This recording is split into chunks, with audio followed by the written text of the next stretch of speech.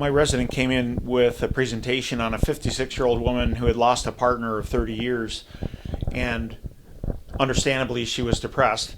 And the resident was going through his day doing the usual, and he said, okay, so I put her on an SSRI, antidepressant, and referred her to psychiatry for counseling. I said, well, when's that appointment? He said, well, probably 6 months. We were really backed up at the time.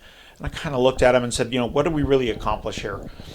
Also, when I went in to see the patient, there's just a very oppressive feeling when you don't have much to offer medically. And I think, depending on your faith background, I think there are opportunities to take a spiritual history and offer to pray with patients. So the way I do this, and you can do it very differently, but generally I'll ask if the patient has any spiritual beliefs. This particular woman said, well, yes. And I said, are they important to you? She said, yes, they are. I said, do you mind if I ask what they are? She said, well, I was raised Baptist, but I haven't been to church in a long time. And I said, well, I'd like to pray with you. Can I pray with you? She said, yes, you can. Thank you. She looked surprised. And then I had another aha moment, because our clinic is located across the street from the main hospital, where there are many chaplains who are excellent.